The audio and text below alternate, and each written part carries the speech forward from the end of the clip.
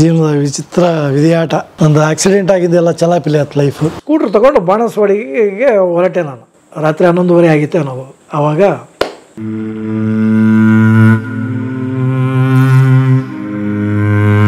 Davanagere SS layout ಸ್ನೇಹಿತರೆ ಇದು. ಇಲ್ಲಿ ಬನ್ನಿ ನಮ್ಮ ಅರುಣ್ ಅವ್ರನ್ನ ಭೇಟಿ ಮಾಡೋಣ ಸ್ನೇಹಿತರೆ. ಅರುಣ್ ಅವ್ರದ್ದು ಬಹಳ ರೋಮಾಂಚಕಾರಿ ಕಥೆ ಸ್ನೇಹಿತರೆ. ಒಂದು ವಿಶೇಷವಾದ ಕಥೆ ಅವ್ರದ್ದು. ಯಾಕೆಂತಂದ್ರೆ ಅವರು ಒಬ್ಬ ಉದ್ಯಮಿ, ಅವರು ಕಲಾವಿದ, ಆದರೆ ಅವ್ರಿಗೆ ಕ್ಯಾನ್ಸರ್ ಪೀಡಿತರಾಗ್ತಾರೆ. ನಂತರ ಅದನ್ನ ಪಾರಾಗಿ ಹೇಗೆ ಅವರು ಬದುಕಿ ಬಂತು, ಹೇಗೆ ಅವ್ರಿಗೆ ಬದುಕು ಸಾಗಿಸ್ತಾ ಇದ್ದಾರೆ, ಹೇಗೆ ಒಬ್ಬ ಮೋಟಿವೇಶನಲ್ ಸ್ಪೀಕರ್ ಆಗಿದ್ದಾರೆ, ಮಾತಾಡೋಣ. ಅರುಣ್ ಸರ್ ಜೊತೆಗೆ ದಾವಣಗೆರೆಗೆ ಸ್ವಾಗತ. ಬನ್ನಿ ಸರ್, ಹೇಗಿದ್ದೀರಿ ಸರ್? ಸಂದನ ಟೈಮ್ ನಿಮ್ಮ ಮನೆನಾ? ಅಣ್ಣನ ಮನೆ. ನಿಮ್ಮ ಮನೆ ಇಲ್ಲಿ? ನಿಮ್ಮ ಮನೆನೇ ಇಲ್ಲ? ಯಾಕೆ? ಏನೋ ಆಯ್ತಲ್ಲ, ಜೀವನದ ವಿಚಿತ್ರ ವಿಧಿಯಾಟ. ಒಂದು ಆಕ್ಸಿಡೆಂಟ್ ಆಗಿದ್ದೆಲ್ಲ ಚಲಾಪಿಲಿ ಆಯ್ತು ಲೈಫು. ಆಮೇಲೆ ಒಂದು ಅಪಾರ್ಟ್ಮೆಂಟಲ್ಲಿ ಇರೋಣ ಅಂತ ಅಪಾರ್ಟ್ಮೆಂಟ್ ಇದು ಮಾಡಿದ್ದೆ ನಾನು. ಯಾಕಂದರೆ ನನಗೆ ದುಬೈನಲ್ಲಿ ವರ್ಕ್ ಮಾಡ್ತಾಯಿದ್ದೆ. ಆಮೇಲೆ ಕ್ಯಾನ್ಸರ್ ಆಯಿತು. ಸೊ ಕ್ಯಾನ್ಸರಿಂದ ರಿಕವರ್ ಆಗಿ ಒಂದು ಅಪಾರ್ಟ್ಮೆಂಟಲ್ಲಿ ಅಲ್ಲಿ ನಾನು ನಮ್ಮ ತಾಯಿ ಇರೋದು ಅಂತ ಅಂದ್ಕೊಂಡ್ವಿ. ಅಷ್ಟೊತ್ತಿಗೆ ನಮ್ಮ ತಾಯಿನೂ ತೀರೋದ್ರು.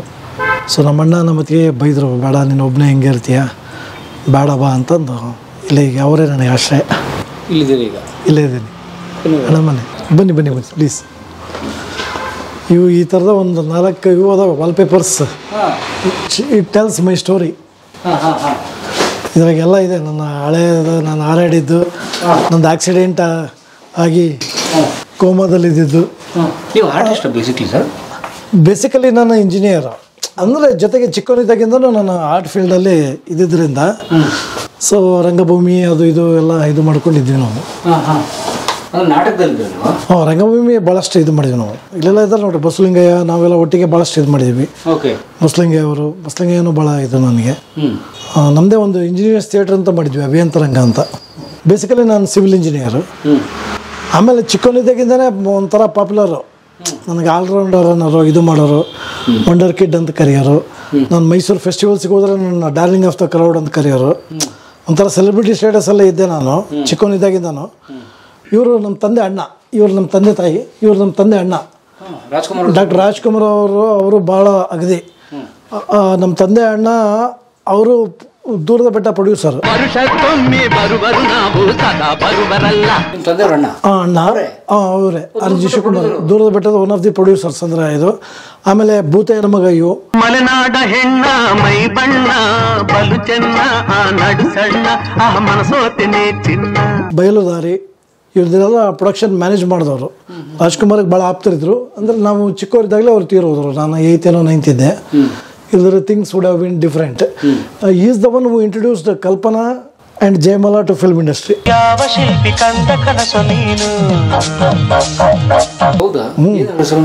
RG ಶಿವಕುಮಾರ್ ಅಂತ. RG Shivakumar 1978-79 he passed away. Okay. ನನಗೆ ಇಂಟ್ರೆಸ್ಟ್ ಇತ್ತು ಟು ಜಾಯಿನ್ ಫಿಲ್ಮ್ ಇದು. ಅಯ್ಯೋ, ನಂದು ದೊಡ್ಡ ಕಥೆನೇ ಇದೆ. ನಾನು ಆ್ಯಕ್ಚುಲಿ ಚಿಕ್ಕವನಿದ್ದೇನೆ ಹೇಳಿದ್ನಲ್ಲ, ತುಂಬಾ ಪಾಪ್ಯುಲರ್. ನಾನು ಹೇಳಿದ್ನಲ್ಲ ಆಲ್ರೌಂಡರ್ ಅಂತ. ಕಂಟಿನ್ಯೂಸ್ ಪ್ರತಿ ವರ್ಷ ಕೊಡೋರು. ಎಲ್ಲ ಫೀಲ್ಡಲ್ಲೂ ಇದ್ದೆ, ಓದೋದ್ರಲ್ಲೂ ಜೋರಿದ್ದೆ. ನನಗೆ ಆ್ಯಕ್ಚುಲಿ ಆವಾಗಲೇ ಕೆಲವೆಲ್ಲ ಮ್ಯಾಗ್ಝಿನವರು ವಂಡರ್ ಕಿಡ್ ಅಂತ ನನ್ನ ಬಗ್ಗೆ ಬರೆಯೋಕ್ಕೆ ಇದು ಮಾಡೋದು. ಆಮೇಲೆ ಸ್ಕೂಲ್ಗಳಲ್ಲೆಲ್ಲ ಭಾಳ ಪಾಪ್ಯುಲರ್ ಇದೆ ನಾನು. ನಮ್ಮ ಫಾದರ್ ಎಲ್ಲ ನಾನು ರ್ಯಾಂಕ್ ತೊಗೊತೀನಿ ಹಂಗೆ ಅಂತ ಎಜುಕೇಷನಲ್ಲೂ ಜೋರಿದ್ದೆ ನಾನು. ಸೊ 7th ಸ್ಟ್ಯಾಂಡರ್ಡಲ್ಲಿ I was about to get a rank. ಅವಾಗೆಲ್ಲ ಇದಿತ್ತದು ಪಬ್ಲಿಕ್ ಎಕ್ಸಾಮು. ಸೊ ಆ ಟೈಮಲ್ಲಿ ನನಗೆ ಟೈಫಾಯ್ಡ್ ಥರ ಆಗ್ಬಿಡ್ತು. So I was unable to write the exam. ಬರೋಕ್ಕಾಗಲಿಲ್ಲ ಅಂದರೆ ನಮ್ಮ ತಂದೆ ಕರ್ಕೊಂಡು ಹೋಗೋರು. ಒಂದು ಗಂಟೆ ಬರ್ತಿದ್ದೆ. ಆಮೇಲೆ ಅದು ಇದಾಯಿತು. ಮತ್ತು ಕೊನೆಗೆ ನಮ್ಮ ತಂದೆ ನನಗೆ ನಾನು ಜಾಸ್ತಿ ಓದಿದ್ದು ಹುಬ್ಳಿನಲ್ಲೇ ಅಪ್ ಟು 2nd PUC. 2 ವರ್ಷ ಮಾತ್ರ ಇದು ಹಿರೇಕೆರೂರಲ್ಲಿ ಓದಿದ್ದು. ಹಿರೇಕೆರೂರಲ್ಲಿ ನಾನು 7th ಬರೆದಿದ್ದು. ಆಮೇಲೆ ಮತ್ತೆ ಹುಬ್ಳಿಗೆ ವಾಪಸ್ಸು ಕರ್ಕೊಂಡು ಹೋದ್ರು ನಮ್ಮ ತಂದೆ. ಸೊ ಅಲ್ಲಿ ಲ್ಯಾಮಿಂಟನ್ ಹೈಸ್ಕೂಲಲ್ಲಿ ಇದು ಮಾಡ್ತಾರೆ. ಯಾಕಂದ್ರೆ ನಮ್ಮ ತಂದೆ ಇಂಜಿನಿಯರ್, ಎಲೆಕ್ಟ್ರಿಕಲ್ ಇಂಜಿನಿಯರ್ ಇದ್ರು ಅವರು ಕರ್ನಾಟಕ ಎಲೆಕ್ಟ್ರಿಸಿಟಿ ಬೋರ್ಡಲ್ಲಿ. ಸೊ ಟ್ರಾನ್ಸ್ಫರ್ ಆಗೋದಾಗಲ್ಲ. ಸೊ ಆಮೇಲೆ ಹುಬ್ಳಿನಲ್ಲಿ ಹೋದೆ. ಅಲ್ಲಿ ಲ್ಯಾಮಿಂಟನ್ ಹೈಸ್ಕೂಲಲ್ಲಿ 8th 9th 10th ಅಲ್ಲಿ ಓದಿದೆ. First PUC 2nd PUC Hubli ಇದರಲ್ಲಿ ಮಾಡಿದೆ, ಕೊತ್ತಂಬರಿ ಕಾಲೇಜಲ್ಲಿ. ಸೊ ಲ್ಯಾಮಿಂಟನ್ ಹೈಸ್ಕೂಲ್ ಇದ್ದಾಗಲೂ ಅಂದರೆ ಹೇಳಿದ್ನಲ್ಲ ಸಿಕ್ಕಾಪಟ್ಟೆ ಪಾಪ್ಯುಲರೇ. ಬಟ್ ಏನಪ್ಪ, ಎಜುಕೇಷನು ಎಷ್ಟು ಬೇಕೋ ಅಷ್ಟು. ಬರ್ರಿ ನಾನು ಮಾತಾಡ್ತಾ ಮತ್ತೆ, ಯಾಕಂದರೆ ಭಾಳಷ್ಟು ಇವ್ರು ಮಾಡಿ ರೂಢಿ ಆಗ್ಬಿಟ್ಟಿದೆ ಈಗ. ನಾನು ಆ್ಯಕ್ಚುಲಿ ಮೂಲತಃ ದಾವಣಗೆರೆಯವನು, ಹುಟ್ಟಿದ್ದು ದಾವಣಗೆರೆಯಲ್ಲೇ. ನಮ್ಮ ತಂದೆ RG ತಾರಾನಾಥ್ ಅಂತ, ಅವರು ಎಲೆಕ್ಟ್ರಿಸಿಟಿ ಬೋರ್ಡಲ್ಲಿ ಇಂಜಿನಿಯರ್ ಇದ್ದರು, ಎಲೆಕ್ಟ್ರಿಕಲ್ ಇಂಜಿನಿಯರ್ ಇದ್ದರು. ನಮ್ಮ ತಾಯಿ ಹಾಲಮ್ಮ ಅಂತ, ಸಲೋಚನಾ ಅಂತಲೂ ಕರೀತಾರೆ. ಸೊ ಅವರಿಗೆ ನಾನು 3ನೇ ಮಗ. ಸೊ ನಾವು 3 ಜನ ಗಂಡು ಮಕ್ಕಳು, ಹೆಣ್ಮಕ್ಳು ಯಾರು ಇಲ್ಲ. ಸೊ ನಾನು 3ನೇವನು. ನಮ್ಮ ತಂದೆ ತಾತ ಬಂದ್ಬಿಟ್ಟು NR ಗುಂಡಪ್ಪ ಅಂತ ತುಂಬಾ ದೊಡ್ಡ ಫ್ರೀಡಮ್ ಫೈಟರು. ಗಾಂಧೀಜಿ ಅವ್ರ ಜೊತೆಗೆಲ್ಲ ಒಂದು ಒಡನಾಟ ಇದ್ದವರು. ದಾವಣಗೆರೆಗೆ ಮಹಾತ್ಮ ಗಾಂಧೀಜಿ ಬಂದಾಗ ನಮ್ಮನೆಗೆ ಭೇಟಿ ಕೊಟ್ಟಿದ್ದು. ಬಹಳ ದೊಡ್ಡ ಶ್ರೀಮಂತರು ಆ ಸಮಯದಲ್ಲಿ. ಆದರೆ ಏನಾಯ್ತು, ನಮ್ಮ ತಾತ ಈ ಎಲ್ಲ ಇದರಲ್ಲಿ ಅವರು ತೀರೋದ್ರು. ಸೊ ಇವ್ರದ್ದು ಫ್ಯಾಮಿಲಿ ಎಲ್ಲ ಚಲ್ಲಾಪಿಲ್ಲಿ ಆಗ್ಬಿಡ್ತು. ಇವರು 12 ಜನ ಮಕ್ಕಳು, ನಮ್ಮ ತಂದೆ ಇವರೆಲ್ಲ. ಸೊ ನಮ್ಮ ತಂದೆ ಕಷ್ಟಪಟ್ಟು ಓದಿ ಡಿಪ್ಲೊಮಾ ಎಲೆಕ್ಟ್ರಿಕಲ್ ಇಂಜಿನಿಯರಿಂಗ್ ಮಾಡಿದ್ರು. ನಾನು ಹುಟ್ಟಿದ ದಾವಣಗೆರೆ ಆದರೂ ಓದೆಲ್ಲ ಶುರು ಮಾಡಿದ್ದೆಲ್ಲ ಹುಬ್ಬಳ್ಳಿಯಲ್ಲಿ. ಅಲ್ಲಿ ಮೇಷ್ಟ್ರುಗಳು ಪ್ರೋತ್ಸಾಹ ಇದರಿಂದ ನನಗೆ ನನ್ನ ಭಾಳಷ್ಟು ಕ್ವಾಲಿಟೀಸ್ಗಳು ಗೊತ್ತಾದವು. ಅಂದರೆ ಒಂದು ಫೀಲ್ಡಲ್ಲಿ ಇರಲಿಲ್ಲ, ಎಲ್ಲ ಫೀಲ್ಡಲ್ಲೂ ಜೋರಿದ್ದೆ ನಾನು, ಎಲ್ಲ ಫೀಲ್ಡಲ್ಲೂ ನಂಬರ್ 1. ಅಲ್ಲೆಲ್ಲ ಏನಪ್ಪ ಅಂದರೆ ಭಾಳ ಶಾಣೆ ಅದನ, ಭಾಳ ಟ್ಯಾಲೆಂಟೆಡ್ ಅದನ, ಹೀಗೆಲ್ಲ ಅಂತಿದ್ರು. ಸೊ 7th ಸ್ಟ್ಯಾಂಡರ್ಡಲ್ಲಿ ದೆ ಎಕ್ಸ್ಪೆಕ್ಟೆಡ್ ನಾನು ರ್ಯಾಂಕು ತೊಗೋಬೋದು ಅನ್ನೋದು ಒಂದು ಎಕ್ಸ್ಪೆಕ್ಟೇಷನ್ ಇತ್ತು. ಸೊ ಆ ಟೈಮಲ್ಲಿ ನನಗೆ ಟೈಫಾಯ್ಡ್ ಥರ ಏನೋ ಆಗಿಬಿಟ್ಟು I was unable to write the exam properly. ಅಂದರೆ ನಮ್ಮ ತಂದೆ ಸ್ಕೂಟ್ರಲ್ಲಿ ಕರ್ಕೊಂಡು ಹೋಗೋರು, ಬರಿತಾ ಇದ್ದೆ. 1 ಗಂಟೆ 1 ಗಂಟೆ ಆದರೆ ಸುಸ್ತಾಗಿ ಬಂದುಬಿಡ್ತಿದ್ದೆ. ಏನೋ ಕಷ್ಟಪಟ್ಟು ಓದೋದೆಲ್ಲ ಓದ್ತಾ ಇದ್ದೆ. ಬಟ್ ನನಗೆ ಚಿಕ್ಕವನಿದ್ದಾಗಿಂದನೂ ನನಗೆ ಈ ಕಲೆ ಇದ್ರ ಬಗ್ಗೆಲ್ಲ ಭಾಳ ಆಸಕ್ತಿ. ನಾನು ನೋಡ್ತಿದ್ದೆ ಇವ್ರದ್ದೆಲ್ಲ ರಂಗಭೂಮಿ ಒಡನಾಟ. ಆಮೇಲೆ ನಮ್ಮ ದೊಡ್ಡಪ್ಪನ ಜೊತೆಗೆ ನಾನು ಫಿಲ್ಮ್ ಶೂಟಿಂಗ್ಗಳಿಗೆಲ್ಲ ಹೋಗ್ತಾ ಇದ್ದೆ. ನಾನು ಬಬ್ರುವಾಹನ ಇದ್ರದ್ದೆಲ್ಲ ಶೂಟಿಂಗ್ಗಳೆಲ್ಲ ನೋಡಿದ್ದೀನಿ ನಾನು. ಏನು ಪಾರ್ಥ, ಚೆಂಗಣ್ಣಿನಿಂದ ಚಕ್ಕರಿಸಿ ನೋಡಿ ನನ್ನನ್ನು ಗೆಲ್ಲಲಾರೆ. ಸೊ ನನಗೆ ಅದೊಂಥರ ಏನೋ ಒಂದು ಕ್ಯೂರಿಯಾಸಿಟಿ, ಆ ಬಣ್ಣದ ಲೋಕದ ಒಂದೇನೋ ಅಟ್ರಾಕ್ಷನ್ ಇತ್ತು. ಸೊ ನಾನು ಬೇರೆದರಲ್ಲೂ ಎಲ್ಲದೂ ಚೆನ್ನಾಗಿದೆ. ಅಂದರೆ ಈ ಡೈಲಾಗ್ ಹೇಳೋದು, ಆಮೇಲೆ ಡಿಬೇಟ್ ಮಾಡೋದು, ಭಾಷಣ ಮಾಡೋದು, ಅದು ಇದೆಲ್ಲ. ಆಮೇಲೆ ಬರ್ತಾ ಇದು ನನ್ನ ಭಾಳ ಆಕರ್ಷಣೆ ಇದು ಮಾಡೋಕತ್ತು. ಯಾಕಂದರೆ ನಾನು ರಜಕ್ಕೆ ದಾವಣಗೆರೆಗೆ ಬಂದರೆ ಇಲ್ಲಿ ಕಂಪ್ನಿ ನಾಟಕಗಳು ಇದಿತ್ತಲ್ಲ, ನಮ್ಮ ಇನ್ನೊಬ್ಬ ದೊಡ್ಡಪ್ಪನೂ ಕಾಂಟ್ರಾಕ್ಟರ್. ನಮಗೆ ನಾಟಕ ಎಲ್ಲ ಫ್ರೀ. ಒಂಥರ ಹೋಗಿ ಮಾಸ್ಟರ್ ಹಿರಣ್ಯವ್ರ ನಾಟಕ ನೋಡೋದು, ಗುಬ್ಬಿ ಕಂಪ್ನಿಯವ್ರ ನಾಟಕ ನೋಡೋದು, ಅದೆಲ್ಲ. ಆ ನಾಟಕ ನೋಡಿ ನನಗೇನೋ ಖುಷಿ. ಒಂಥರ ಆ ಥರ ಡೈಲಾಗ್ನ ರೀಪ್ರೊಡ್ಯೂಸ್ ಮಾಡೋಂಗೆ ಇದು ಮಾಡೋದು, ಅದೆಲ್ಲ ಮಾಡ್ತಿದ್ದೆ. ಆಮೇಲೆ ಒಂದು ಇಮಿಟೇಷನ್ ಸ್ಕಿಲ್ಲು ಇತ್ತು ನನಗೆ. ಈ ಫಿಲ್ಮ್ ಆ್ಯಕ್ಟ್ರಸ್ ಇವ್ರದ್ದು ಅಷ್ಟೇ ಅಲ್ಲ, ನಾನು ಈವನ್ ಎಲ್ಲ ಸೌಂಡ್ಸ್ ಇಮಿಟೇಟ್ ಮಾಡ್ತಾಯಿದ್ದೆ. ಅವಾಗ ನಮ್ಮ ತಂದೆ ಒಂದು ಕಂಡೀಷನ್ ಹಾಕಿದ್ರು. ಆಯಿತು, ಅದ್ರ ಒಂದು ಕಂಡೀಷನ್ ಏನು, ನೀನು ಫಸ್ಟ್ ಸೆಮಿಸ್ಟ್ರ್ ಸೆಕೆಂಡ್ ಸೆಮಿಸ್ಟ್ರು ಎರಡೂ ಚೆನ್ನಾಗಿ ಪಾಸ್ ಮಾಡಬೇಕು ನೀನು. ಅಂದರೆ ಮೊದಲೇ 1 ವರ್ಷ ನೀನು ಕಾಲೇಜ್ ಸ್ಟೇಜ್ ಹತ್ತಂಗಿಲ್ಲ. ಯಾಕಂದ್ರೆ ನೀನು ಟೆಂಪ್ಟ್ ಆಗ್ತೀಯ. ನಿನ್ನ ಚಿಕ್ಕವನಿದ್ದಾಗಿಂದಲೂ ನೀನು ಸ್ಟೇಜು ಮೈಕು ಕಂಡುಬಿಟ್ರೆ ಪ್ರೀತಿ, ಟೆಂಪ್ಟ್ ಆಗ್ತೀಯ, ಹತ್ತಂಗಿಲ್ಲ. ಆ ಪ್ರಾಮಿಸ್ ಮಾಡಬೇಕು. ಅದು ಯೋಚನೆ ಮಾಡಿ ಆಯಿತು ಅಂದೆ. ದಾವಣಗೆರೆಗೆ ಅವಾಗ ಇಂಜಿನಿಯರಿಂಗ್ ಓದಕ್ಕೆ ಬಂದಿದ್ದೆ. ಆ್ಯಕ್ಚುಲಿ ನಮ್ಮ ಸ್ವಂತ ಊರು ದಾವಣಗೆರೆ. ಇಂಜಿನಿಯರಿಂಗ್ ಓದಕ್ಕೆ ದಾವಣಗೆರೆಗೆ ಬಂದೆ. ಇಲ್ಲಿ Bapuji institute of engineering technology civil engineering join ಆದೆ. ಫಸ್ಟ್ ಸೆಮಿಸ್ಟ್ರು ಸೆಕೆಂಡ್ ಸೆಮಿಸ್ಟ್ರು ಯಾರ ಜೊತೆಗೂ ಮಾತಿಲ್ಲ. ನಾನಾಯಿತು, ನನ್ನ ಕ್ಲಾಸ್ ಆಯಿತು, ಇದಾಯಿತು. 2 ಸೆಮಿಸ್ಟ್ರು ಸಖತ್ತಾಗಿ ಸ್ಕೋರ್ ಮಾಡಿದೆ, ಇದಾದೆ. 3rd ಸೆಮಿಸ್ಟ್ರ್ ಶುರುವಾಯಿತು. ಆವಾಗ ಕಾಲೇಜದು ಸ್ಟೂಡೆಂಟ್ಸ್ ಅಸೋಸಿಯೇಷನ್ ಇನಾಗರೇಷನ್ ಫಂಕ್ಷನ್ನು, ಆಡಿಷನ್ಗೆ ಅಂತ ಕರೆದ್ರು, ಪ್ರೋಗ್ರಾಮ್ಸ್ ಮಾಡ್ಬೇಕು ಹಂಗೆ ಅಂತ. ನಮ್ಮ ತಂದೆಗೆ ರಿಕ್ವೆಸ್ಟ್ ಮಾಡ್ಕೊಂಡೆ, ಅಪ್ಪಾಜಿ ಇಂಜಿನಿಯರಿಂಗ್ ಚೆನ್ನಾಗಿ ಮಾಡ್ತಾನೆ ಅಪ್ಪಾಜಿ, ನನಗೆ ಕಾನ್ಫಿಡೆನ್ಸ್ ಐತೆ, ಕಾಲೇಜ್ದು ಇನಾಗರೇಷನ್ ಡೇ ಇದೆ, ಹೋಗ್ಲಾ ಪ್ರೋಗ್ರಾಮ್ ಮಾಡ, ಮಾಡೋವ ನಿನ್ನ ಬಗ್ಗೆ ಕಾನ್ಫಿಡೆನ್ಸ್ ಐತೆ ಅಂದರು. ಸೊ ಇಲ್ಲಿ ಬಂದು ಇಲ್ಲಿ ಆಡಿಷನಲ್ಲಿ ಎಲ್ಲ ಬಂದು ಏನಾರು ಮಾಡ್ರು. ನಾನು ಜಸ್ಟ್ ಮೈಕ್ ಹಿಡ್ಕೊಂಡು ಜಸ್ಟ್ ಒಂದು ಡೀಸೆಲ್ ಜೀಪ್ ಸ್ಟಾರ್ಟ್ ಮಾಡಿದೆ, ಎಲ್ಲ ಸ್ಟನ್. ಆಮೇಲೆ ಹೆಚ್ಚು ಕಮ್ಮಿ 45 ಮಿನಿಟ್ಸ್ ನಂದೆ, ಅದು ನಿನಗೇನೇನು ಬರ್ತೈತೆ ಎಲ್ಲ ಮಾಡಿದ್ರು. ಹಾಗೆ ರಾಜ್ಕುಮಾರ್ ಥರ ಮಾಡಿದೆ, ಇದು ಮಾಡಿದೆ. ಆಮೇಲೆ ಆ ಟೈಮಲ್ಲಿ ನೀವು ನಂಬ್ತಿರೋಲ್ಲ, ಸಾಗರ ಸಂಗಮಂ ಅನ್ನೋ ಫಿಲ್ಮ್ ರಿಲೀಸ್ ಆಗಿತ್ತು, ಕಮಲಾಸಂದು.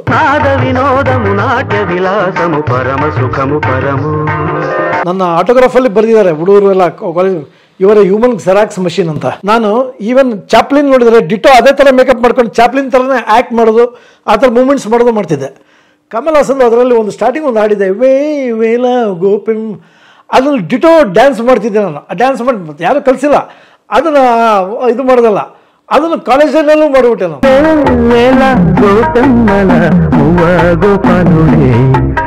ಎಲ್ಲರೂ ನೀ ಏನು ಮಾಡ್ತಿಲ್ಲ, ನೀ ಚಾಪ್ಲಿನ್ ಮಾಡ್ತೀನಿ, ಕಮಲ್ ಹಾಸನ್ ಮಾಡ್ತೀನಿ, ಏನು ಬಿಡಪ್ಪ ಹಂಗೆ ಹಿಂಗಂತಂದು ಸಿಕ್ಕಾಬಡೆ ಹಂಗೆ ಇಲ್ಲಿ ಇದಾಗ್ಬಿಟ್ಟೆ. ನೀವು ನಂಬ್ತಿರೋಲ್ಲ, ದಾವಣಗೆರೆಯಲ್ಲಿರೋ ಆಗ ಪ್ರತಿ ಓಣಿಯಲ್ಲಿ ಗಣೇಶನ ಹಬ್ಬಕ್ಕೆ ನನ್ನ ಪ್ರೋಗ್ರಾಮ್ ಕಾಯಂ. ಒಬ್ಬೊಬ್ಬನೇ 1 hour 2 hours ಪ್ರೋಗ್ರಾಮ್ ಕೂಡ ಒಬ್ಬನೇ ಕೊಡ್ತಿದ್ವಿ. ಏನೆಲ್ಲ ಮಾಡ್ತಿದ್ವಿ ಅಂದರೆ ಮಜಾ ಮಾಡ್ತಿದ್ದೆ ನಾನು. ಸೊ ಆ ಟೈಮಲ್ಲಿ ನನಗೆ ಸಿರಿಗಂಧ ಅಂತ ಮಾಡ್ತಾಯಿದ್ರು, ಶ್ರೀನಿವಾಸ ಮೂರ್ತಿ ಅವ್ರದ್ದೆಲ್ಲ ಕಾಂಟ್ಯಾಕ್ಟ್ ಆಗಿತ್ತು ನನಗೆ. ಅವರೆಲ್ಲ ನನಗೆ ಆ್ಯಂಕರಿಂಗ್ ಎಲ್ಲ ಕರೆಯೋರು. ಆಮೇಲೆ ನಾಗ್ತೇಳಿ ಅವ್ರದ್ದೆಲ್ಲ ಪರಿಚಯ ಆಯಿತು. ಅವರೆಲ್ಲ ಇಷ್ಟೆಲ್ಲ ಟ್ಯಾಲೆಂಟ್ ಇದೆ ಬರೀ ಹಂಗೆ ಅಂತ. ನಾನು ಅವಾಗ ಮತ್ತೆ ಮೆಲ್ಲಕ್ಕೆ ಸೀರಿಯಲ್ಸು ಅವಿವು ಎಲ್ಲ ಆ್ಯಕ್ಟ್ ಮಾಡೋದು ಅವಿವು ಶುರು ಮಾಡಿದೆ ನಾನು. ನಾಗ್ತೇಳಿ ಚಂದ್ರಶೇಖರ್, ಆಮೇಲೆ ಚೈತನ್ಯ ಚೆನ್ನಾಗಿ, ಆಸಿಫ್ ಫರೂಕಿ ಪರಿಚಯ ಆಗಿದ್ದ, ಚೈತನ್ಯ ಭಾಳ ಕ್ಲೋಸ್ ಆಗಿದ್ದ. ಚೈತನ್ಯನ ಜೊತೆ ವರ್ಕ್ ಮಾಡೋದು, ಸೀರಿಯಲ್ ಮಾಡೋದು, ಅವಿವು ಏನೋ ಮಾಡೋದು ಎಲ್ಲ ಮಾಡ್ತಿದ್ವಿ. ಆಮೇಲೆ ಬೆಂಗಳೂರಿಗೆ ಶಿಫ್ಟ್ ಆದ್ವಿ ನಾನು ನನ್ನ ವೈಫ್. ವೇದಿಕಾತ ಲಾಂಛನದಲ್ಲಿ. ಆಮೇಲೆ ಓಂ ನಮೋ ಅನ್ನೋದು ಒಂದು ಇವ್ರದ್ದು ಗಿರೀಶ್ ಕಾರ್ನಾಡ್ ಪ್ರೊಡಕ್ಷನ್ಸಲ್ಲಿ ಸೀರಿಯಲಲ್ಲಿ ಒಂದು ಮೇನ್ ರೋಲ್ ಮಾಡಿದೆ ನಾನು. ಆಮೇಲೆ ಚೈತನ್ಯ ಅವ್ರ ಜೊತೆಗೆಲ್ಲ ಇದು ಮಾಡ್ತಿದ್ನಲ್ಲ, ಭಾಳಷ್ಟು ಇವಕ್ಕೂ ಅಸಿಸ್ಟ್ ಮಾಡೋದು ಎಲ್ಲ ಮಾಡ್ತಿದ್ದೆ. ಒಂಥರ ಏನೋ ಬ್ಯುಸಿಯಾಗಿ ಆಕ್ಯುಪೈಡ್ ಆಗಿದ್ದೆ. ಒಂದು ವರ್ಷ ನಾನು ದಾವಣಗೆರೆಗಳಿಗೂ ಬಂದಿರಲಿಲ್ಲ, ನಮ್ಮ ಮನೆಗೆ ಯಾರನ್ನೂ ಭೇಟಿಯಾಗಿರಲಿಲ್ಲ. ಯಾರ್ದೋ ನಮ್ಮ ಕಸಿನ್ ಮ್ಯಾರೇಜ್ ಇದೆ ಅಂತ ನಮ್ಮ ರಿಲೇಟಿವ್ಸ್ ಎಲ್ಲ ಬಂದಿದ್ದರು. ಮಾತಾಡಿ ಮಲ್ಲಿಗೆ ಇದು ಡಿಸ್ಕಷನ್ ಎಲ್ಲ ಮಾಡಿ ಅರುಣ್ ಸಾಗರ್ ಮನೆಯಲ್ಲಿ ಕೂತ್ಕೊಂಡು, ನಾನು ಅರುಣ್ ಸಾಗರ್ ಒಳ್ಳೆ ಫ್ರೆಂಡ್ಸ್, ನಾವೆಲ್ಲ ನನ್ನ ಕಂಪ್ಯೂಟರ್ಗೆಲ್ಲ ಗ್ರಾಫಿಕ್ ಡಿಸೈನ್ ಎಲ್ಲ ಮಾಡ್ತಿದ್ವಲ್ಲ, ನಾನು ಅವನು ಕೂತ್ಕೊಂಡು ಏನೇನೋ ಡಿಸ್ಕಸ್ ಮಾಡ್ತಾ ಇದ್ವಿ. ಆ್ಯಕ್ಚುಲಿ ಅಮೃತಧಾರೆಯಲ್ಲಿ ನನಗೆ ಒಂದು ಒಳ್ಳೆ ಕ್ಯಾರೆಕ್ಟರ್ ಆಫರ್ ಮಾಡಿದ್ರು ನಾಗ್ತಳಿ ಮಿಸ್ಟ್ರು.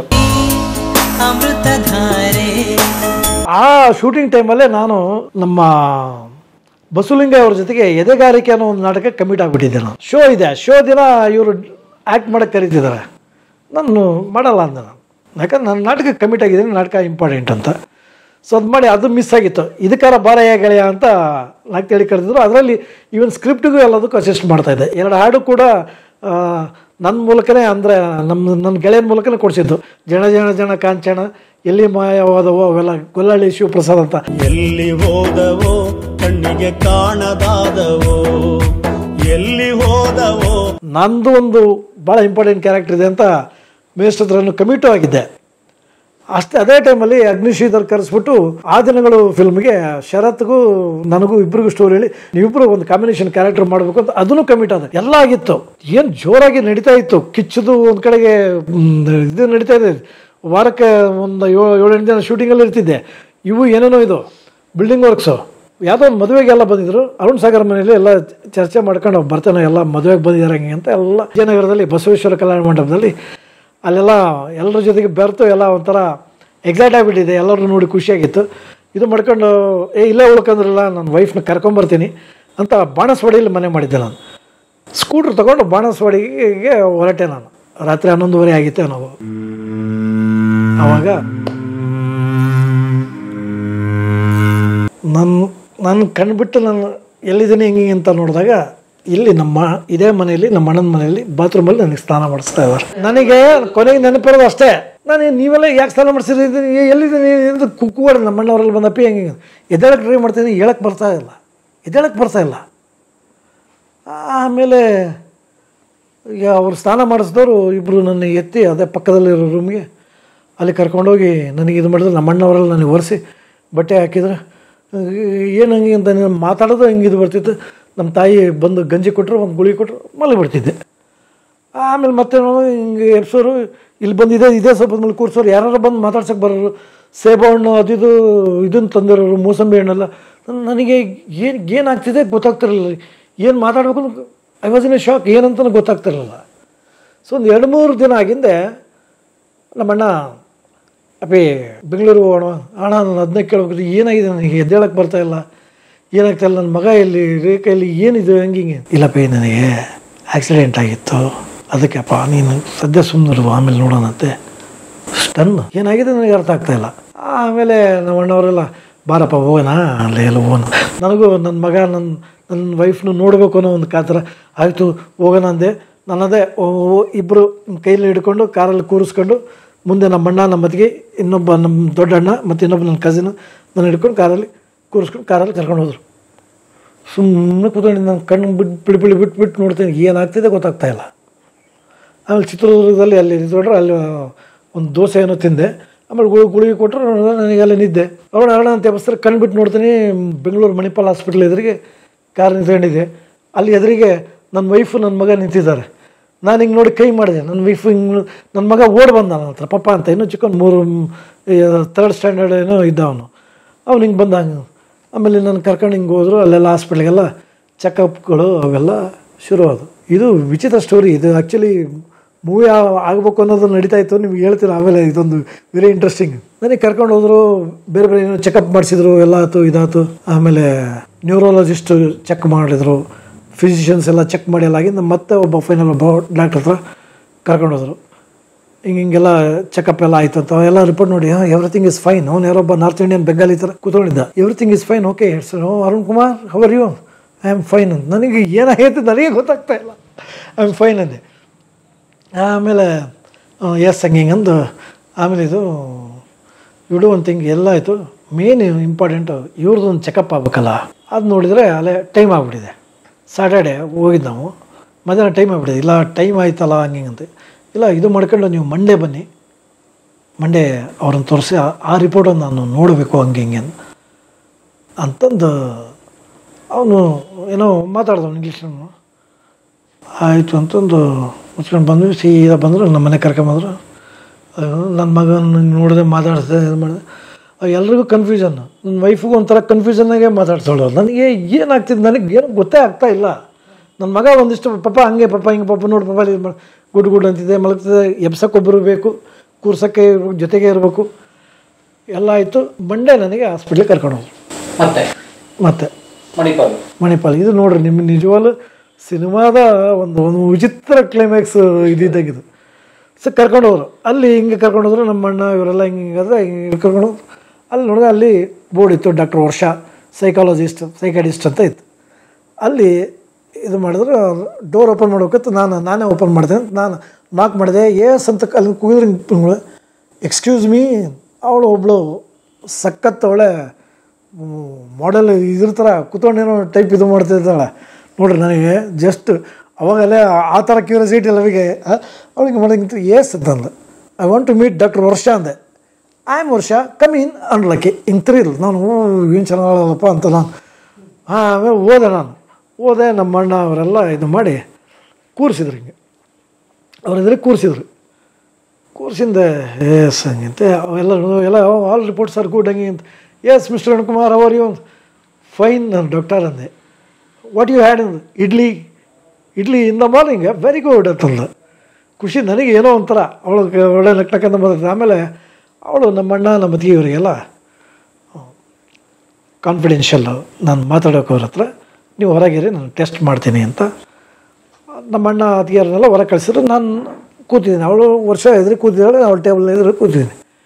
ಅವಳು ಮಾತಾಡ್ತಾ mister Arun Kumar if you don't mind ಅಂದು 2 ಬುಕ್ಲೆಟ್ ಇಟ್ಲು.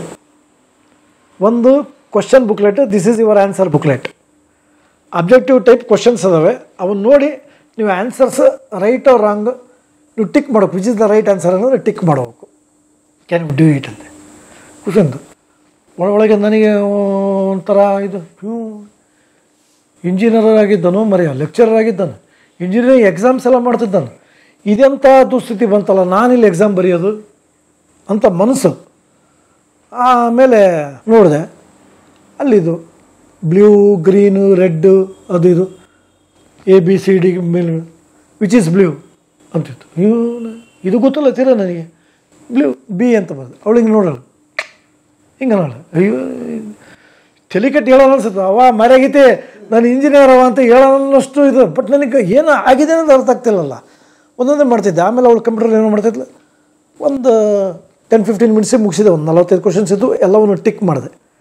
ಕೊನೆಗೆ ಡ್ಯಾಶ್ ಲೈನ್ಗಳಿದ್ದು, ಅಲ್ಲಿ right 3 sentences on your own ಅಂತ ಇತ್ತು.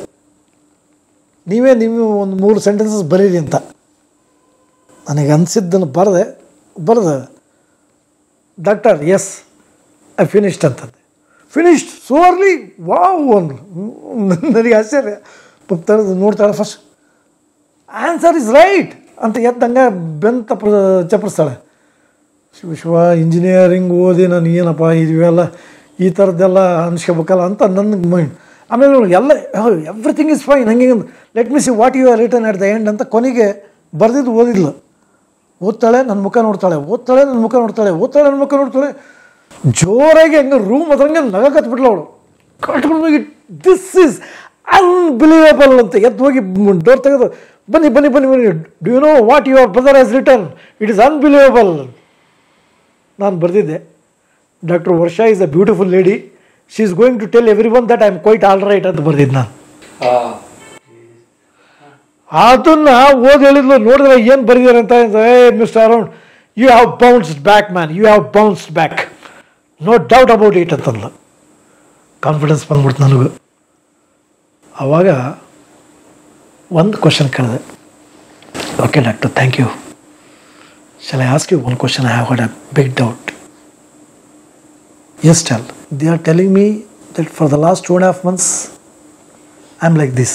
I know, I remember last I worked with Mr. Arun Sagar and I had been to Krish movie along with my wife. That I remember. Then some marriage, this one. Then they say 2.5 months. I don't know. On the way ಬರ್ತಾ ನಾನು ಕೇಳಿದೆ ನಮ್ಮ ಅಣ್ಣವ್ರಿಗೆಲ್ಲ 2.5 ತಿಂಗಳು ಅಂದರೆ ನಾನು ಮಾತಾಡಿ ಮಲ್ಲಿಗೆ ಇದರಲ್ಲೆಲ್ಲ ಫಿಲ್ಮಲ್ಲಿ ಆ್ಯಕ್ಟ್ ಮಾಡಬೇಕಿತ್ತು, ಇದರಲ್ಲಿ ಮಾಡಬೇಕಿತ್ತು ಹಂಗೆ ಅಂದಾಗ ನಮ್ಮ ಅಣ್ಣವರೆಲ್ಲ ಊನಪ್ಪ ಅವ್ರಿಗೆಲ್ಲ ಗೊತ್ತಿದೆ, ಅವರೇ ನೀನು ಆಸ್ಪತ್ರೆ ಕರ್ಕೊಂಡಿದ್ದು 4 ಜನರಿಗೆ ಎಲ್ಲರಿಗೂ ಗೊತ್ತಿದೆ ಅಂತ ಹಿಂಗೆಲ್ಲ ಅಂದರು. ಆಮೇಲೆ ಏನದು ಗೊತ್ತಿಲ್ಲ. ಬಟ್ 2.5 months ಆಯ್ತು ಅಂದ್ರಲ್ಲ, ಈ 2.5 months ಏನಾಯ್ತು ಏನೋ ಅರ್ಥನೇ ಆಗ್ತಾ ಇಲ್ಲವಲ್ಲ ನನಗೆ. ವಾಟ್ ಈಸ್ ದಿಸ್ ಅಂತ ಕೇಳಿದೆ. ಬ್ಯೂಟಿಫುಲ್ ಹೇಳಿದ, ಅದನ್ನು ಇನ್ನೂ ಬರ್ಕೊಂಡಿದ್ದೀನಿ. Mister Arun, you know what is past, you know what is present. 2.5 months in your life has been erased. ನಿಮಗೆ ಅದು ವಾಪಸ್ ಬರಲ್ಲ. ನಿಮ್ಮ ಜೀವನದ 2.5 ತಿಂಗಳು ನಿಮಗೆ ನೆನಪಿಲ್ಲ. ಎರಾಸ್ಡ್, ಡಿಲೀಟ್. ಏನು ಆಶ್ಚರ್ಯ ಇದು. ಸೊ ಅವ್ರು ಬೈಕಲ್ಲಿ ಹೋದ್ರೆ ಸ್ಕೂಟ್ರಲ್ಲಿ ಅಷ್ಟೇ. ನಂದು ಆಕ್ಸಿಡೆಂಟ್ ಆಗಿದ್ದು ಗೊತ್ತಿಲ್ಲ ನನಗೆ. ನನಗೇನು ಮಂಜು ಅರುಣ್ ಸಾಗರ್ ಮನೆಗೇನೋ ವರ್ಕ್ ಮಾಡಿದ್ದು ಅದು ಕೂಡ ಮಂಜು ಭಾಳ ಕರೆಕ್ಟ್ ನೆನಪಿರೋದು ಕ್ರಿಶ್ ಫಿಲ್ಮ್ ಹೋಗಿರೋದು. ಇನ್ನು ಉಳ್ಕಿತ್ತು ಮಂಜು. ಅವಾಗ ಗೊತ್ತಾಯ್ತು ನಾನು ಏನಾಯಿತು ಹಂಗಿಂಗಂತ. ನಾನು ಡಾಕ್ಟರ್ ಹತ್ರ ಎಲ್ಲ ಮಾತಾಡಿದ ಗೊತ್ತಾಯಿತು. ನಾನು ಆಕ್ಸಿಡೆಂಟ್ ಆಗಿ 2.5 months ನೆನಪಿ ಸಿಗ್ತಿಲ್ಲ. 1 ವಾರ ಕೋಮಾದಲ್ಲಿದ್ದೀನಿ. ಆಮೇಲೆ ಕೋಮಾದಲ್ಲಿದ್ದೀನಿ. ಅದು ಏನು ಎಂತ ಗೊತ್ತಾಗ್ತಾ ಇಲ್ಲ. ಕೊನೆಗೆ ನಮ್ಮ ತಾಯಿ ತಮ್ಮ ಅಂದರೆ ನಮ್ಮ ಸೋದರ ಮಾವ ಮತ್ತು ನಮ್ಮ ಅತ್ತೆ ಇಬ್ಬರು ಡಾಕ್ಟರ್ಸ್ ನ್ಯೂಯಾರ್ಕಲ್ಲಿ ಅವ್ರು ಬಂದಿದ್ದಾರೆ. ಅವ್ರು ಬಂದು ನೋಡಿ ಇದು ಮಾಡೋಣ ಹಂಗೆ ಅಂತ ಅಲ್ಲಿ ಯಾವುದೋ ಒಂದು ಹಾಸ್ಪಿಟ್ಲಿಗೆ, ಅಲ್ಲಿಂದ ಮಣಿಪಾಲ್ ಹಾಸ್ಪಿಟ್ಲಿಗೆ ನಾನು ಶಿಫ್ಟ್ ಮಾಡಿದ್ದಾರೆ. ಶಿಫ್ಟ್ ಮಾಡಿ ಎಲ್ಲ ಇದು ಮಾಡಿದಾಗ ನನಗೆ ಅವಾಗ ಸರ್ಜರಿ ಮಾಡಿದ್ದಾರೆ. ಅದಕ್ಕೆಲ್ಲ ಮುಂಚೆ ನನ್ನ ಬ್ರೈನ್ ಸ್ಕ್ಯಾನಿಂಗ್ ಎಲ್ಲ ಮಾಡಿದ್ದಾರೆ. ಚೈತನ್ಯ ಇವರೆಲ್ಲ ಕರ್ಕೊಂಡಿದ್ದಾರೆ. ಅವಾಗ ಉಮಾಶ್ರೀ ಮೇಡಮು ಹೆಲ್ಪ್ ಮಾಡಿದ್ದಾರೆ. ಇದರಲ್ಲಿ ನಿಮ್ಯಾನ್ಸಲ್ಲಿ ನನ್ನ ಬ್ರೈನ್ ಸ್ಕ್ಯಾನ್ ಎಲ್ಲ ಆಗಿದೆ. ಆಮೇಲೆ ಮಣಿಪಾಲಲ್ಲಿ ನನಗೆ ಸರ್ಜರಿ ಮಾಡಿದ್ದೆ. ಆವಾಗ ನನಗೆ ಎಚ್ಚರ ಆಗಿದೆ. ಬಟ್ ನನಗೆ ನಾನು ಯಾರೂ ಗೊತ್ತಿಲ್ಲ. ಸರ್ಜರಿ ಆಗಿ ಸ್ವಲ್ಪ ದಿನಕ್ಕೆ ಎಚ್ಚರ ಆಗಿದೆ. ಬಟ್ ನನಗೆ ನಾನು ಯಾರೂ ಗೊತ್ತಿಲ್ಲ. ಬಂದವ್ರಿಗೆಲ್ಲ ಹಿಂಗೆ ಹೇಳ್ತೀನಿ, ನೀವು ಯಾರು ಯಾಕೆ ಏನು ಅಂತ. ನಮ್ಮ ತಾಯಿನೂ ಯಾರನ್ನೂ ಗುರ್ತಿಡ್ದಿಲ್ಲ ನಾನು. ಈ ರಂಗಿತರಂಗ ಸಿನಿಮಾದ ಮೊದಲನೇ ಹಾಫ್ ಸ್ಟೋರಿ ಇದ್ದಂಗೆ, ಅಂದರೆ ಆಕ್ಸಿಡೆಂಟಾಗಿ ನೆನಪಿನ ಶಕ್ತಿ ಹೋಗ್ತಲ್ಲ ಆ ಥರ. ಸೊ ಏನು ಎಲ್ರಿಗೂ ಆಶ್ಚರ್ಯ ಆಗ್ಬಿಟ್ಟಿದೆ, ಏನು ಯಾರನ್ನೂ ಗುರ್ತಿಡಿತಾ ಇಲ್ಲ. ಸೊ ಅದು ಆ್ಯಕ್ಚುಲಿ ಆಗಿದ್ದೇನೆಂದರೆ it was axonal brain injury, ಅಂದರೆ ಡಿಫ್ಯೂಸ್ಡ್. ಮೇಜರ್ ಅಲ್ಲ. ಮೇಜರ್ ಆಗಿದ್ದರೆ ನಾನು ಬದುಕಿರೋದು ಕಷ್ಟ ಇರೋದು. ಬಟ್ ಈಗಲೂ ನಾನು ಬದುಕಿದ್ದೇ ಒಂದು ಪವಾಡ. ಡಾಕ್ಟರ್ಸು 1 ವಾರ ಗ್ಯಾರಂಟಿ ಕೊಟ್ಟಿರಲಿಲ್ಲ ಅಂತೆ. ಬಟ್ ಬದುಕಿದ್ದೀನಿ. ಬಟ್ ನೆನಪಿನ ಶಕ್ತಿ ಇಲ್ಲ, ಎರಾಸ್ಡ್. ಆವಾಗ ಡಾಕ್ಟರ್ಸು ಇವರು ಎಲ್ಲರೂ ಡಿಸ್ಕಸ್ ಮಾಡಿ ನಮ್ಮ ಅತ್ತೆ ಮಾವನು ಅಲ್ಲೇ ಇದ್ರಲ್ಲ, ಇಲ್ಲ ಇವರು ಎಲ್ಲಿ ಜಾಸ್ತಿ ಬೆಳೆದಿದ್ದಾರೆ, ಎಲ್ಲಿ ಜಾಸ್ತಿ ಬಂಧುಗಳು ಸ್ನೇಹಿತರಿದ್ದಾರೆ ಅಲ್ಲಿಗೆ ಕರ್ಕೊಂಡೋಗಿ ಸ್ವಲ್ಪ ನೀವೇ ಎಲ್ಲರೂ ಜೊತೆಗಿದ್ದು ಜೋಪಾನ ಮಾಡ್ತಾರೆ. ನೆನಪಿನ ಶಕ್ತಿ ಬಂದರೂ ಬರಬಹುದು, ಬಟ್ ಯಾವಾಗ ಬರುತ್ತೆ ಹೇಳೋಕ್ಕಾಗಲ್ಲ. ಸೊ ಹಾಗಾಗಿ ನನ್ನ ಮತ್ತೆ ಇಲ್ಲಿಗೆ ತೊಗೊಂಬಂದು ಇದೇ ಮನೆಗೆ ಆ ಕಡೆ ರೂಮಲ್ಲಿ ನನ್ನ ಇಲ್ಲಿ ಇಸ್ಕೊಂಡು ದಿನ ಬರೋರಂತೆ ಎಲ್ಲ ಫ್ರೆಂಡ್ಸ್ ಬಂದು ಮಾತಾಡ್ಸೋದು ಹೋಗೋದು ಎಲ್ಲದು ಮಾಡೋದು. ಯಾಕಂದರೆ ಇಲ್ಲೆಲ್ಲ ತುಂಬ ಜನ ನಮಗೆ ಸಂಬಂಧಿಕರು ಭಾಳ ಜನ ಇದ್ದಾರೆ ಇಲ್ಲೆಲ್ಲ. ಯಾಕಂದರೆ ನಮ್ಮ ತಾಯಿ ಊರು ಇದೆ, ನಮ್ಮ ತಂದೆ ಊರು ಇದೆ. ಆಮೇಲೆ ನಾನು ಇಂಜಿನಿಯರಿಂಗ್ ನನ್ನ ಫ್ರೆಂಡ್ಸ್ ತುಂಬ ಜನ ಫ್ರೆಂಡ್ ಸರ್ಕಲ್ ಇದೆ. ಫ್ರೆಂಡ್ಸ್ ಬರೋದೆಲ್ಲ ಕೆಲವು ಸರಿ ಗುರ್ತಿಡಿತಿದ್ದಂತೆ. ಆಮೇಲೆ ಇದಕ್ಕಿದಂಗೆ ಆಫ್ ಆಗೋದಂಥದ್ದು ಗೊತ್ತಿಲ್ಲ ನನಗೆ. ಆಮೇಲೆ ಕೊನೆಗೆ ಅಂತೂ ನೆನಪಿನ ಶಕ್ತಿ ಬಂತು. ಸೊ ಕೊನೆಗೆಲ್ಲ ಇದಾಗಿ ಮತ್ತೆ ನ್ಯೂರಾಲಜಿಸ್ಟು ಇವರು ಎಲ್ಲರೂ ನೋಡಿದ್ರು. ಎಲ್ಲ ಆಗಿ ನಾನು ಮೊದಲು ಒಬ್ಬ ಡಾಕ್ಟ್ರನ್ನು ನೋಡಿದ್ವಿ ಇದು ಮಾಡಿ. ಆಮೇಲೆ ಅವರು ಸೈಕಾಟಿಸ್ಟು ಅವರು ಒಂದು ಮಾತು ಹೇಳಿದರು, ನಿಮಗೆ ಹಳೇದು ಗೊತ್ತಿದೆ, ಫ್ಯೂಚರ್ ಗೊತ್ತಿದೆ, ಜಸ್ಟ್ ಲೀಡ್ ದ ಲೈಫ್. ಆದಷ್ಟು ನೀವು ಮುಖಂಡಾಗೆಲ್ಲ ಹಳೇದೆಲ್ಲ ನೆನಪು ಮಾಡ್ಕೋತಾ ಇರಿ ಅಂತ. ಸೊ ಅವಾಗ ಮತ್ತೆ ನನ್ನ ಇಲ್ಲಿ ಕರ್ಕೊಂಬಂದು ಇಲ್ಲಿ ನಾನು ದಿನ ಮಲಗಿದಾಗ ಹಳೆವೆಲ್ಲ ನೆನಪು ಮಾಡ್ಕೋತಾ ಇದ್ದೆ. ನನ್ನ ಶಾಲಾ ದಿನಗಳು ಅವು ನೆನಪಾಗಿದ್ದೆ. ನಾನು ಇಷ್ಟು ತನಕ ನಿಮ್ಮ ಹತ್ರ ಅಷ್ಟೊಂದು ಹೇಳಿದ್ದು ನಾನು. ಅಲ್ಲಿ ಇದು ಹಿರೇಕೆರೂರು ಅದು ಇದು ಇದೆಲ್ಲ. ಸೊ ಹಾಗಾಗಿ ನೆನಪಿನ ಶಕ್ತಿ ಎಲ್ಲ ಬರೋಕತ್ತು. ಅಷ್ಟೊತ್ತಿಗೆ ನನಗೆ ನೋಡಿದ ನ್ಯೂರಾಲಜಿಸ್ಟ್ ಅವರ ಗುರುಗಳು ಇಲ್ಲಿ ದಾವಣಗೆರೆಯಲ್ಲಿ ಇದ್ದಾರೆ, ಡಾಕ್ಟರ್ ಕೃಷ್ಣಮೂರ್ತಿ ಅಂತ. ಅವರು ನನಗೆ ಭಾಳ ಸ್ನೇಹಿತರು. ಅವ್ರ ವೈಫು ಟ್ಯಾಲೆಂಟೆಡ್, ಎಲ್ಲರೂ ಪರಿಚಯ ನನಗೆ.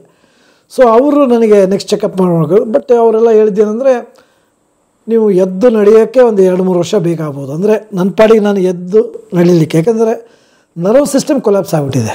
ನರ್ವ್ ಸಿಸ್ಟಮ್ ರೀಗೇನ್ ಆಗಬೇಕಲ್ಲ, ಹಾಗೆ ಅಂತೆಲ್ಲ ಹೇಳಿದ್ರು. ಸೊ ಅವಾಗ ವಿಗರಸ್ ಫಿಸಿಯೋಥೆರಪಿ ತೊಗೋತಾ ಇದ್ದೆ. ದಿನ ಬೆಳಗ್ಗೆ ಫಿಸಿಯೋಥೆರಪಿ. ನಡೆಯೋಕ್ಕೆ ಟ್ರೈ ಮಾಡ್ತಿದ್ದೆ, ಆಗ್ತಿರ್ಲಿಲ್ಲ. ಓಡೋಕ್ಕೆ ಟ್ರೈ ಮಾಡ್ತಿದ್ದೆ, ಬಿದ್ದುಬಿಡ್ತಿದ್ದೆ. ಅದು ಅವಾಗ ಡಾಕ್ಟರ್ ಕೃಷ್ಣಮೂರ್ತಿ ಅವರು ಒಂದು ಹೇಳಿದ್ರು. ಯಾಕಂದ್ರೆ ಅವರು ನಮ್ಮ ಎಲ್ಲ ಪರಿಚಯ ಅಲ್ಲ. ಅರುಣ್ ಕುಮಾರ್ ನೀವು ಸಖತ್ ಟ್ಯಾಲೆಂಟೆಡ್ ಇದ್ದೀರಿ, ನೀವು ಶೋಸ್ ಅಂತವೇನಾದ್ರು ಇದ್ದಾಗ ಒಂಚೂರು ಚೂರು ಮಾಡ್ತಾರೆ, ಆಟೋಮೆಟಿಕ್ಲಿ ನಿಮ್ಮನ್ನ ಅದು ಮೋಟಿವೇಟ್ ಮಾಡುತ್ತೆ ಹಂಗೆ ಹಿಂಗೆ ಅಂತ ಹೇಳೋರು. ಅವಾಗ ಅದಕ್ಕಿಂತ ಮುಂಚೆ ನಾನು ರಿಚರ್ಡ್ ಲೂಯಿಸು, ಕೃಷ್ಣೇಗೌಡರು, ಗಂಗಾವತಿ ಪ್ರಾಣೇಶ್ ಅವ್ರ ಜೊತೆಗೂ ನಾನು ಹಾಸ್ಯ ಸಂಜೆಗಳಲ್ಲಿ ನಾನು ಪಾರ್ಟಿಸಿಪೇಟ್ ಮಾಡಿ ನಾನು ಏನೇನೋ ಮಾಡ್ತಾಯಿದ್ದೆ. ನಾನು ಅವ್ರ ಜೊತೆಗೆಲ್ಲ ಶೋಸ್ ಮಾಡ್ತಾಯಿದ್ದೆ ನಾನು. ಆವಾಗ ಅವರೆಲ್ಲ ಕೆಲವು ಶೋ ಇದ್ದಾಗ ಈ ಕಡೆಗೆ ಬಂದಾಗ ಕರೆಯೋರು ಹೋಗಿ ಒಂದು ಚೂರು ಮಾಡೋದು ಎಲ್ಲ ಸ್ವಲ್ಪ ಹೌದಲ್ಲ ಹಂಗೆ ನಡ್ಕೊಂಡು ಅದೇನೋ ಇಮಿಟೇಷನ್ ಅವೆಲ್ಲ ಮಾಡ್ತಿದ್ದೆ. ಹಾಗೆಲ್ಲ ಮಾಡ್ಕೊತ ಏನೇನೋ ಸ್ವಲ್ಪ ಚೆನ್ನಾಗಿ ಹಿಂಗೆ ಪಿಕಪ್ ಅದು ಇದು ಎಲ್ಲ ಇದಾಯಿತು. ನೀವು ಹೆಂಗಪ್ಪ ನೆಕ್ಸ್ಟ್ ಏನು ಹಂಗೆ ಹಿಂಗೆ ಅಂತ.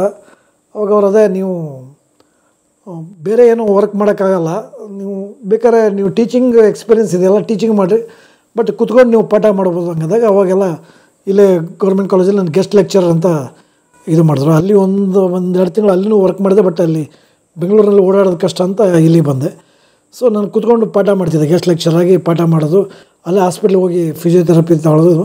ಸ್ವಲ್ಪ ನಡೆಯೋಕ್ಕೆ ಶುರು ಮಾಡಿದೆ, ಮೆಲ್ಲಕ್ಕೆ ನಡೆಯೋಕ್ಕೆ ನಾನು ನಿಂತ್ಕೊಳ್ಳೋದು, ಕುತ್ಕೊಂಡು ಪಾಠ ಮಾಡ್ತಿದ್ದೆ. ಅದೆಲ್ಲ ಚೂರಿಂಗೆ ಎಲ್ಲ ನಡೀತಾಯಿತ್ತು.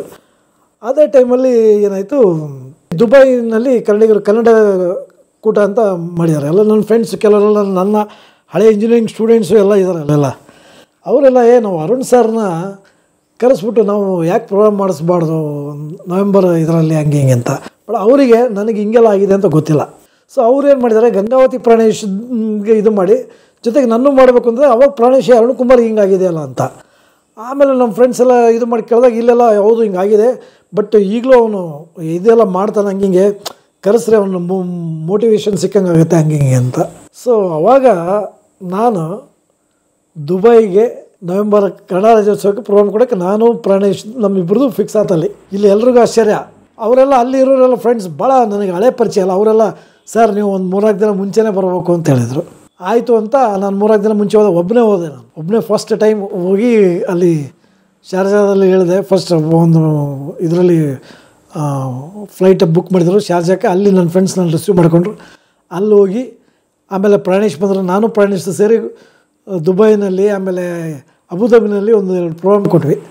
ಅದೇ ಟೈಮಲ್ಲಿ ಏನಾಗಿತ್ತು, ನನಗೆ ಒಂದೇನೆಂದರೆ ಇಲ್ಲಿ ಎಲ್ಲರೂ ಭಾಳ ಕಾಳಜಿ ತೋರಿಸೋರು. ಅಂದರೆ ಒಂದು ರೀತಿ ಪ್ರೀತಿ ಜೊತೆ ಅನುಕಂಪ, ಅಯ್ಯೋ ಪಾಪ ಅನ್ನೋದು.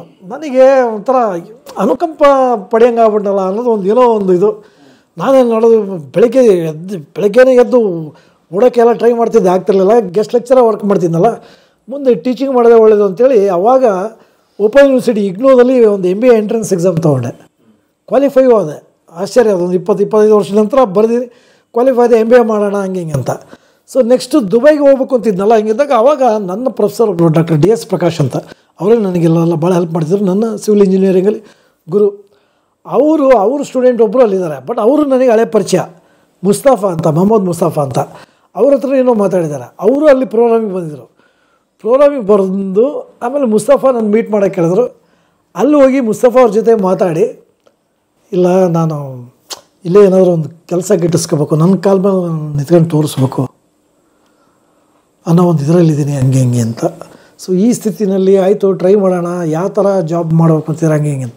ಕೊನೆಗೆ ಅವರು ಮುಸ್ತಫಾ ಅವರು ನೋಡಿ around you do one thing, ಎಲ್ಲಿ ಬೇಡ, ನನ್ನ ಕಂಪ್ನಿನಲ್ಲೇ ವರ್ಕ್ ಮಾಡಿ, ನೀವು ನಮ್ಮ ಕನ್ಸಲ್ಟೆನ್ಸಿನಲ್ಲೇ ವರ್ಕ್ ಮಾಡಿರಿ. Anyhow I require a genuine person who can deal with projects management. ಯಾಕಂದ್ರೆ ನಾನು ಪ್ರಾಜೆಕ್ಟ್ ಮ್ಯಾನೇಜ್ಮೆಂಟೆಲ್ಲ ಟೀಚ್ ಮಾಡ್ತಿದ್ದೆ, ಒಬ್ರು ಇದ್ದಂಗೆ ಆಗುತ್ತೆ, ನಾನು ಜೊತೆಗೆ ಇರ್ತೀನಿ ಅಂತ ಅವರು ಒಂದು ಜಾಬ್ ಆಫರ್ ಮಾಡೋದು. ಸೊ ಅಲ್ಲಿ ಆಯಿತು ಒಂದು 2-3 ತಿಂಗಳು ಬಿಟ್ಟು ಬರ್ತಾರೆ. ಅಷ್ಟೊತ್ತಿಗೆ ನಮ್ಮ ತಾಯಿ ಎಲ್ಲ ಇದಕ್ಕೆ ಹೋಗಿದ್ರು, ಅಮೆರಿಕಕ್ಕೆ ಹೋಗಿದ್ರು.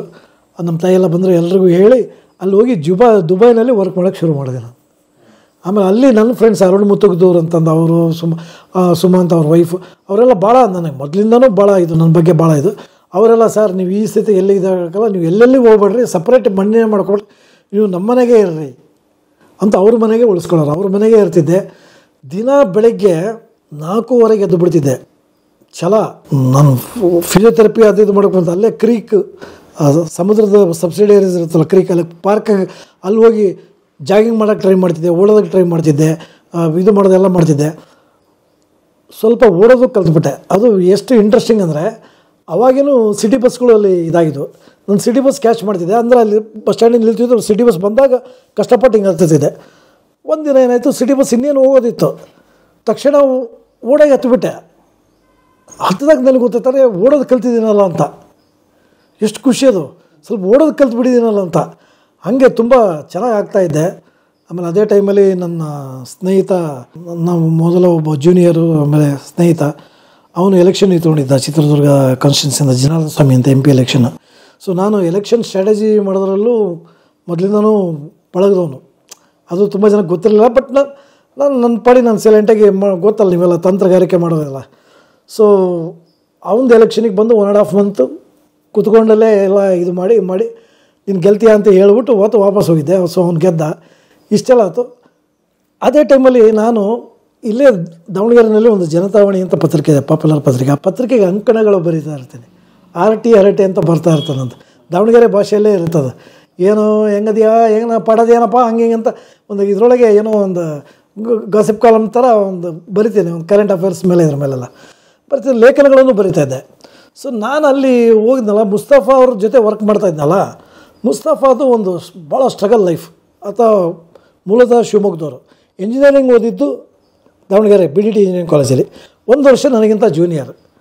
ಬಟ್ ನಾನು ಪರಿಚಯ ಇದ್ನಲ್ಲ, ನನ್ನ ಟ್ಯಾಲೆಂಟ್ ಎಲ್ಲ ನೋಡಿದರು. ಆಮೇಲೆ ಅವರು ಟ್ಯಾಲೆಂಟೆಡ್ ಇದ್ದರು.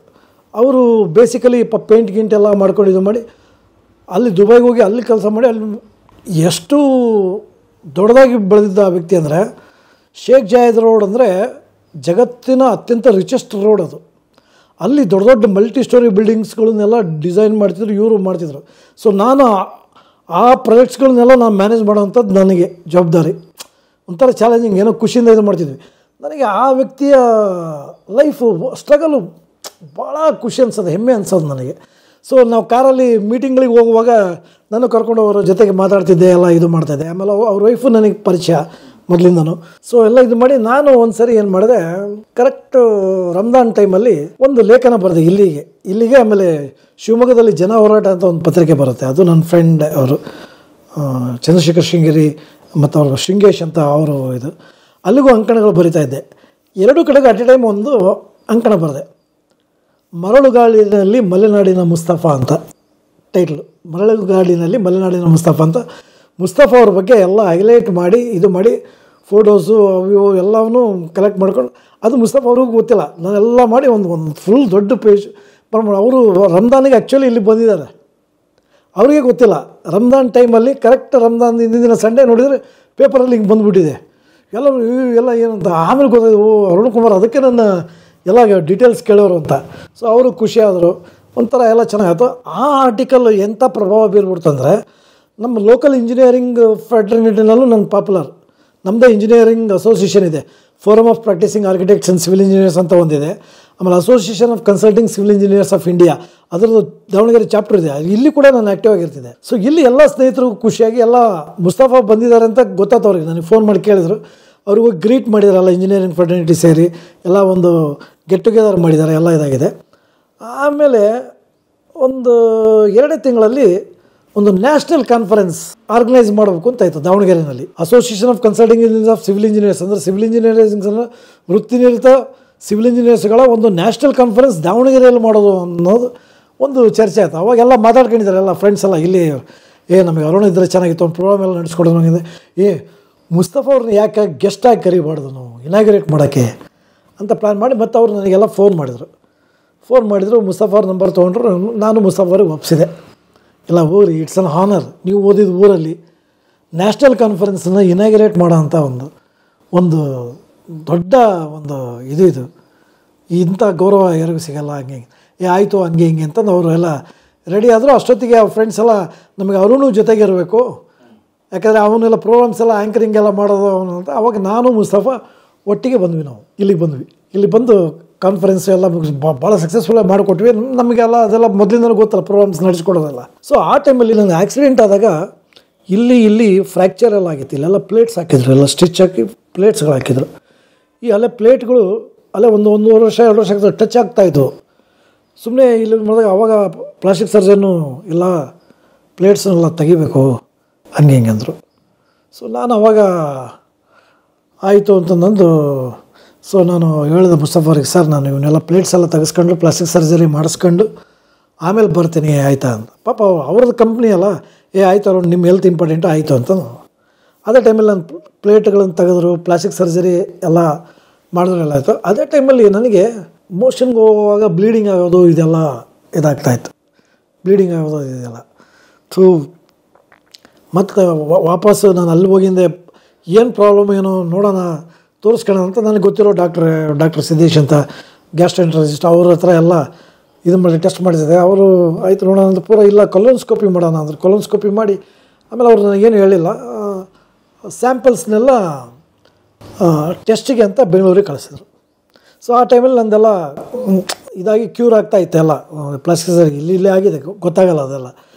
ಸೊ ಕ್ಯೂರ್ ಆಗ್ತಾಯಿತ್ತು. ಅದೇ ಟೈಮಲ್ಲಿ ಮತ್ತೆ ನಮ್ಮ ತಾಯಿ ಅವ್ರ ತಂಗಿಯರೆಲ್ಲರೂ, ಯಾಕೆಂದರೆ ಅವ್ರು 3 ಜನ ಸಹೋದರರು ಅಲ್ಲಿ ಅಮೇರಿಕಕ್ಕೆ ಹೋಗ್ಬೇಕು ಅಂತ ಹೊರಟಿದ್ರು.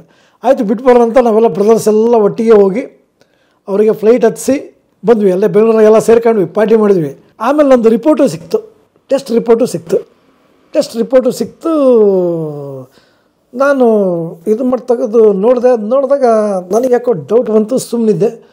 ಆಮೇಲೆ ಇಲ್ಲಿ ಬಂದಿದ್ದೆ ಮತ್ತೆ ನಮ್ಮ ಅಣ್ಣವ್ರಿಗೆಲ್ಲ, ಆಮೇಲೆ ನನ್ನ ಫ್ರೆಂಡ್ಸಿಗೆಲ್ಲ ಹಿಂಗಾಗಿದೆ ಅಂತಂದೆ.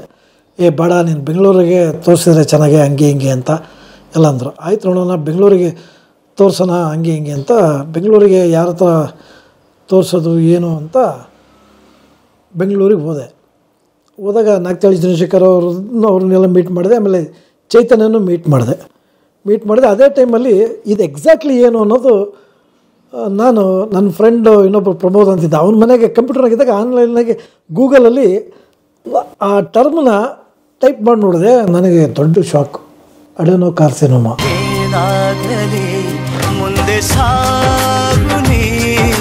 ಕಲಾ ಮಾಧ್ಯಮದ ಎಲ್ಲಾ ಎಪಿಸೋಡುಗಳು ನಿಮಗೆ ಸಿಗಬೇಕು ಅಂತಂದ್ರೆ ಕಲಾ ಮಾಧ್ಯಮ ಯೂಟ್ಯೂಬ್ ಚಾನೆಲ್ನ ಸಬ್ಸ್ಕ್ರೈಬ್ ಮಾಡಿ, ಬೆಲ್ ಐಕಾನ್ನ ಕ್ಲಿಕ್ ಮಾಡಿ, ತಪ್ಪದೇ ಮಾಡಿ. ಸ್ನೇಹಿತರೆ, ಕಲಾ ಮಾಧ್ಯಮದ ಎಲ್ಲ ಸಂದರ್ಶನಗಳನ್ನ ನೀವೀಗ ಓದಬಹುದು. www.kalamadhyama.com ಈ ವೆಬ್ಸೈಟ್ಗೆ ವಿಸಿಟ್ ಮಾಡಿ ಇಂಟರ್ವ್ಯೂಗಳನ್ನು ಓದಿ. ಓದುವ ಸಂಸ್ಕೃತಿ ಹೆಚ್ಚಾಗಲಿ. ಧನ್ಯವಾದ.